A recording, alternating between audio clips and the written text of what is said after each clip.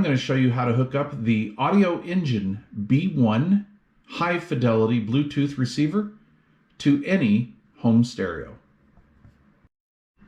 The installation technique that I'm going to show you will work on any home stereo, whether it's a vintage receiver like this old Technics or a modern AV receiver.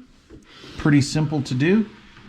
First, I like to hook up the audio. I'm going to use in this particular installation, I'm going to use the analog outputs, and I'm going to plug the analog output from the Audioengine into my auxiliary input on the back of the stereo.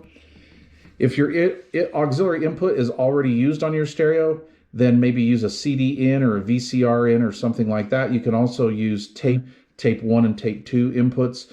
Do not use the phono input. The phono input is much too sensitive, and it has a built-in equalization circuit in it. So not only will it overdrive your receiver by using this input, it will not sound correctly. So do not do that. I get a lot of questions about that. Take our male-to-male RCA connector and we're going to plug it into the back of the receiver. Red is right. Get into that habit, red always being right. We're going to plug that connector into the back of the Audioengine. We have audio hooked up now. Now we're going to take the supplied micro USB cord and plug it into the back of the Audioengine. We're going to use the supplied AC wall adapter. We're going to plug into that.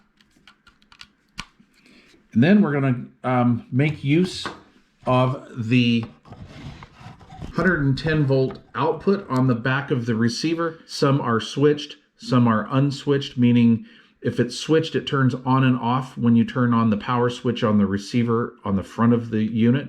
And then unswitched just being constant 110 volts. Some actually have both. This one does not. This one has unswitched only, so we can still utilize that. And if you're using a receiver that doesn't have a power switch on the front of the Bluetooth receiver, no worries. These don't really draw any current. You can always just leave them on. Now, on the Audioengine device, this does not have a power off switch. What this has a power on and pairing switch, which is okay to use in this particular configuration, because after you disconnect your device or whatever you're using to stream through this, once you turn that off, after about 10 minutes, this will automatically shut off. Then when you turn on your phone or your paired device back on, it'll actually wake it back up.